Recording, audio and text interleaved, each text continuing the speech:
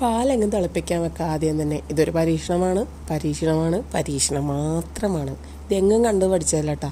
ഇത് അമൂല്യയുടെ dark chocolate വാങ്ങിച്ചിട്ടുണ്ടായിരുന്നു. അപ്പം തൊട്ടുള്ളൊരു ആഗ്രഹമായിരുന്നു ഇതൊന്ന് ചെയ്ത് നോക്കണമെന്ന്.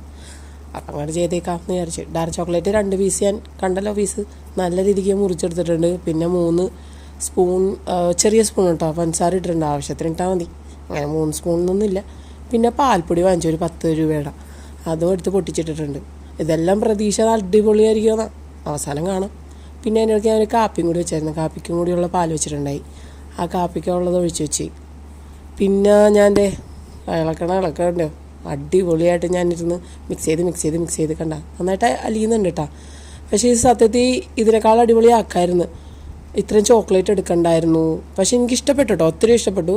ചോക്ലേറ്റ് ഇത്ര എടുക്കണ്ടായിരുന്നു. കട്ടയായിപ്പോയി പാൽപ്പൊടി, അതൊന്ന് സെറ്റ് ചെയ്യായിരുന്നു. സംഭവമൊക്കെ ഇത്രയേ ഉള്ളൂ. നിങ്ങളും ട്രൈ ചെയ്ത് കമൻറ്റ് ചെയ്യും.